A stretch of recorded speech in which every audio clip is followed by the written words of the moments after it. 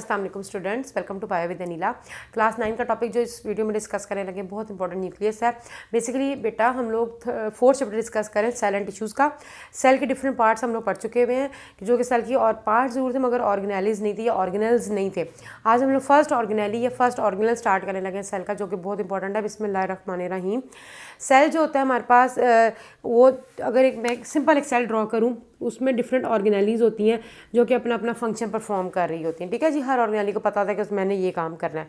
Okay, जो हमारे पास nucleus होता है, ये जो टॉपिक है ये डिफरेंट हेडिंग्स के अंडर जाएगा। सबसे पहले हम लोग इसकी लोकेशन देखते हैं कि प्लांट सेल में ये कहाँ पाया जाता है और एनिमल सेल में कहाँ पाया जाता है। फिर इसका स्ट्रक्चर आ जाता है, फिर इसका फंक्शन आ जाता है, जो कि आपकी बुक में ऐसा मेंशन नहीं है मगर आप लोगों को पता होना चाहिए। देखिए बेटा, अगर हम लोग प्लांट सेल एक ड्रॉ करें और एक एनिमल सेल ड्रॉ करें, मिसाल के तौर पे ये एनिमल सेल है और ये प्लांट सेल है। एनिमल सेल के बिल्कुल सेंटर में जो होता है एक प्रॉपर जो होता है वो न्यूक्लियस जो होता है वो पाया जाता है, जबकि जो प्लांट सेल होता है दिस इज एनिमल सेल। ये क्या है हमारे पास प्लांट सेल है। थोड़ी सी इसकी शेप भी चेंज होती है क्योंकि इसका आउटर मोस्ट सेल वॉल होती है, अंदर इसके सेल मेम्ब्रेन होती है, वो हम डिस्कस कर चुके हैं। न्यूक्लियस के बिल्कुल सेंटर में जो होता है एनिमल सेल के बिल्कुल सेंटर में न्यूक्लियस पाया जाता है। प्लांट सेल के अंदर बहुत सारा बड़ा सारा एक वैक्यूल पाया जाता है जिसके बारे में हम लोग आगे पढ़ेंगे इंशाल्लाह ताला, जिसकी वजह से न्यूक्लियस को थोड़ा सा धक्का मिल जाता है और वो एक साइड पे चला जाता है।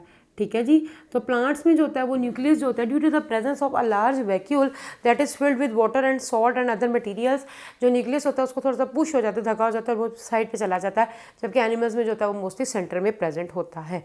ठीक है जी, न्यूक्लियस जो होता है ये हम लोगों ने लोकेशन इसकी देख ली कि लोकेशन क्या है। प्लांट्स में जो है वो थोड़ा सा साइड पे प्रेजेंट है, जबकि एनिमल सेल में जो है वो सेंटर में प्रेजेंट है।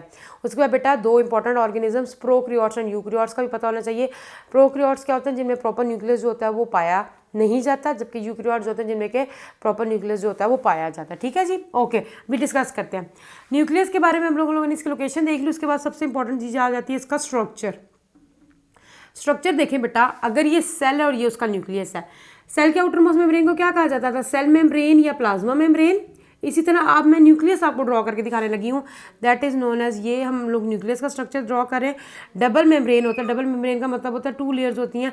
इसको हम लोग जैसे सेल के आउटर मोस्ट मेम्ब्रेन को सेल मेम्ब्रेन कहते हैं, इसकी आउटर मोस्ट मेम्ब्रेन को कहा जाता है न्यूक्लियर मेम्ब्रेन, या इसको न्यूक्लियर इन्वेलप भी कहा जाता है।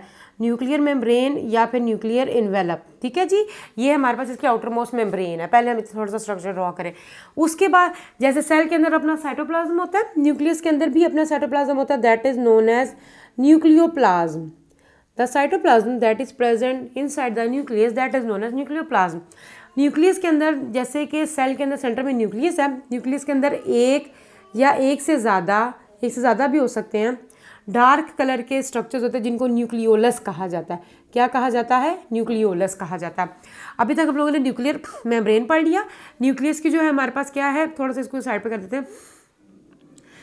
क्या है? न्यूक्लियस के आउटर मोस्ट मेम्ब्रेन है जिसको न्यूक्लियर इन्वेलप कहा जाता है। न्यूक्लियर इन्वेलप के अंदर अपना साइटोप्लाज्म है जो कि ग्रेन्युलर होता है, दानेदार होता है, जिसको न्यूक्लियोप्लाज्म कहते हैं, और प्लस न्यूक्लियोलस जो होता है इसमें पाया जाता है। अच्छा जी, अगर हम लोग सबसे पहले अभी और भी इसमें चीज़ें वो भी डिस्कस करते हैं, पहले हम लोग न्यूक्लियर इन्वेलप को देख लें। ये जो न्यूक्लियर इन्वेलप होता है, ये जो आउटर मोस्ट मेम्ब्रेन होती है, ये सेमी परमिएबल होती है। सेमी परमिएबल का मतलब होता है इस तरीके से, इसमें स्मॉल पोर्स होते हैं या चैनल्स होते हैं, ये हमारे पास सेमी परमिएबल होती है, जो कि कुछ मॉलिक्यूल्स को अलाउ करती है कि वो इसके अंदर आ जाए, कुछ जो होता है वो बाहर जो होता है वो मूव करके चले जाए। ये इसके अंदर छोटे छोटे से पोर्स होते हैं जिनको न्यूक्लियर पोर्स कहा जाता है बेसिकली। ठीक है, न्यूक्लियर पोर्स क्या होते हैं? ये न्यूक्लियर इन्वेलप के अंदर या न्यूक्लियर की मेम्ब्रेन के अंदर छोटे छोटे से पोर्स होते हैं जिनके अंदर से साइटोप्लाज्म के अंदर से कुछ पोर्शन जो होता है वो अंदर भी चला जाता है, और न्यूक्लियस के अंदर जो चीज़ बन रही है बनने के बाद वो बाहर भी रिलीज आउट हो जाती है। ओके, उसके बाद न्यूक्लियोप्लाज्म के अंदर छोटे छोटे से धागे नुमा स्ट्रक्चर होते हैं जिनको कहा जाता है क्रोमैटिन मटेरियल। क्या कहा जाता है? Chromatin material. क्रोमैटिन मटेरियल के बारे में बताती हूँ, ये क्या होते हैं।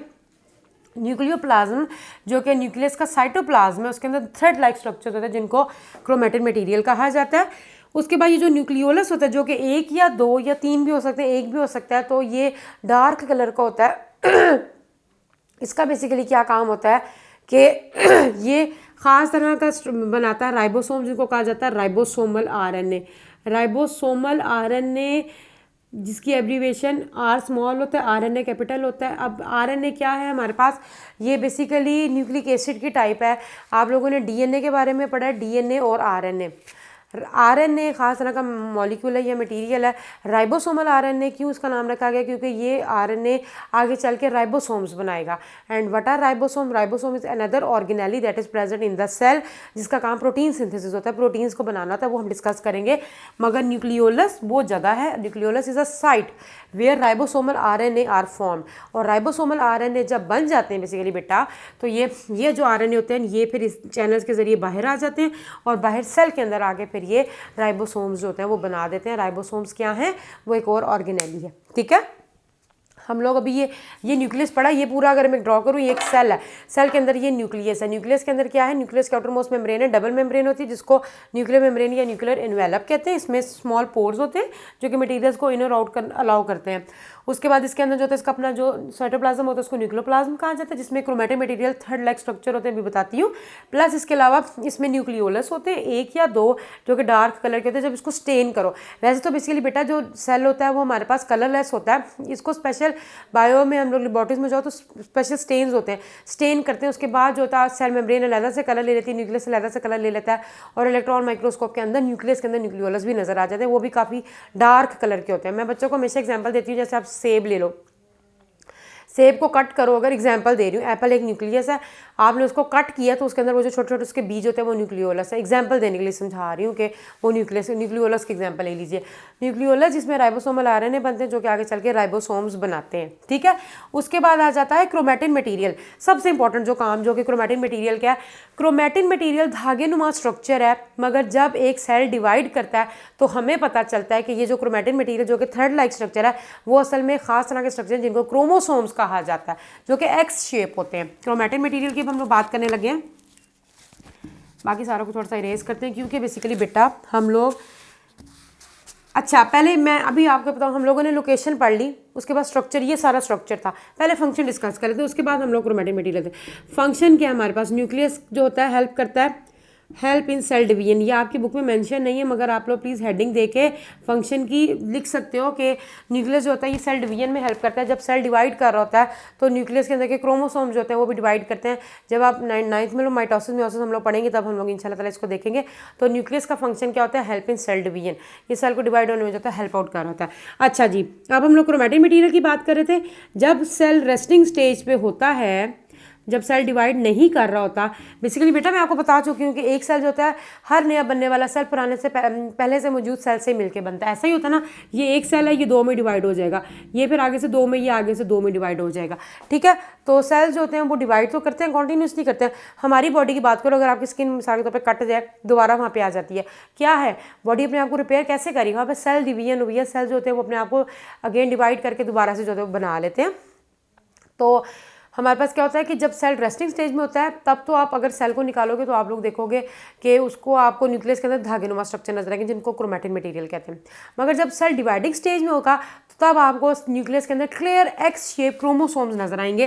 क्रोमैटिन मटीरियल असल में जो होता है वो क्रोमोसोम्स होते हैं जो कि एक्स शेप होते हैं। ये हमारे पास एक क्रोमोसोम है। क्रोमोसोम्स क्या हैं, ये डीएनए और प्रोटीन से मिलकर बने हुए हैं। डीएनए और प्रोटीन से, डीएनए का क्या मतलब होता है, डीऑक्सीराइबोन्यूक्लिक एसिड। ठीक है जी, डीएनए और प्रोटीन से मिलकर ये क्रोमोसोम्स मिलकर बने हुए हैं। क्रोमोसोम्स के बारे में हम लोग तब पढ़ेंगे जब हम लोग माइटोसिस मियोसिस तफसील से पढ़ेंगे। अभी बस बताने का ये मकसद है कि जब सेल रेस्टिंग स्टेज में होगा तो तब आपको धागेनुमा स्ट्रक्चर नजर आएंगे। अब आप लोगों को हमें कैसे पता चलेगा डिवाइडिंग सेल हम कहाँ से देखें।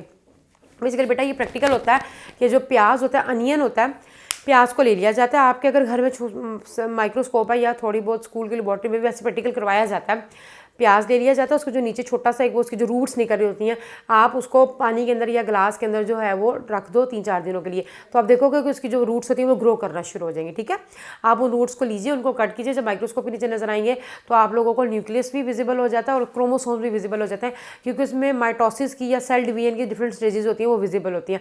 तो सेल उस वक्त डिवाइडिंग स्टेज में होता है। तो जब सेल डिवाइड कर रहा होता है तो उस टाइम पर नजर आता है कि एक्चुअली हमारे पास क्या है, ये जो क्रोमैटिन मटीरियल था वो क्रोमोसोम्स थे।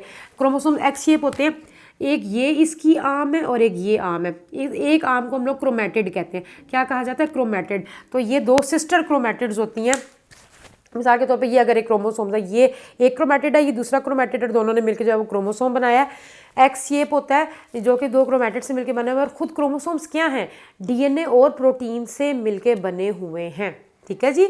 और ये जो होता है हमारे पास न्यूक्लियस का क्या फंक्शन है, help in cell division, cell को डिवाइड होने में हेल्प कर रहा होता है, ठीक है। ये तो हम लोगों ने पढ़ लिया यूकैरियोटिक सेल। यूकैरियोटिक सेल का न्यूक्लियस, न्यूक्लियस का क्या मतलब होता है कि जो कि यूकैरियोट्स मतलब होता है जिनमें प्रॉपर न्यूक्लियस पाया जाता है। अब आ जाते हैं हम लोग प्रोकैरियोटिक सेल पे। बेसिकली बेटा जो प्रोकैरियोटिक सेल है वो क्या है, बैक्टीरिया वगैरह जो होता है, बैक्टीरिया जो कि प्रोकैरियोट है जिसमें कि प्रॉपर न्यूक्लियस नहीं प्रेजेंट होता। तो अगर ये बैक्टीरिया का मैंने सेल ड्रॉ किया, तो अगर इसमें न्यूक्लियस नहीं है तो इसके अंदर जो क्रोमेटिक मटेरियल या क्रोमोसोम्स है वो कैसे प्रेजेंट होते हैं, वो खास तरह के पोर्शन में प्रेजेंट होते हैं, that is known as nucleoid region. Nucleoid region वो रीजन होता है जो कि सेंटर में होता है, इसमें जो होता है इसका डीएनए या क्रोमोसोम्स होते हैं वो पाए जाते हैं। तो हमारे पास क्या होता है, और ये सारा इसका साइटोप्लाज्म है, ये बैक्टीरिया मैंने आप लोगों को ड्रॉ करके दिखाया है। तो हमारे पास क्या होता है कि बैक्टीरिया जो कि प्रोकैरियोट है उसमें खास रीजन होता है जिसको न्यूक्लियोइड रीजन कहा जाता है। ये इस वजह से बताया क्योंकि बेसिकली बेटा मैं आप लोगों को प्रोकैरियोट्स और यूकैरियोट्स का डिफरेंस भी करवाऊंगी, तो उसमें हम एक ये डिफरेंस भी लिखेंगे। तो न्यूक्लियोइड रीजन वो रीजन होता है जिसमें कि बैक्टीरिया के क्रोमोसोम्स होते हैं वो पाए जाते हैं, और बाकी ये साइटोप्लाज्म के अंदर ही पाए जाते हैं क्योंकि ये प्रोकैरियोट्स इनमें प्रॉपर न्यूक्लियस नहीं होता, ठीक है। And what is the function of nucleus, nucleus help in cell division. बस आज का हमारा ये टॉपिक आज हम लोगों ने ऑर्गेनाली कवर कर ली। आई होप कि आप लोगों को समझ आ गया होगा आज का टॉपिक। नेक्स्ट वीडियो तक के लिए अल्लाह हाफिज़, दुआ में याद रखिएगा।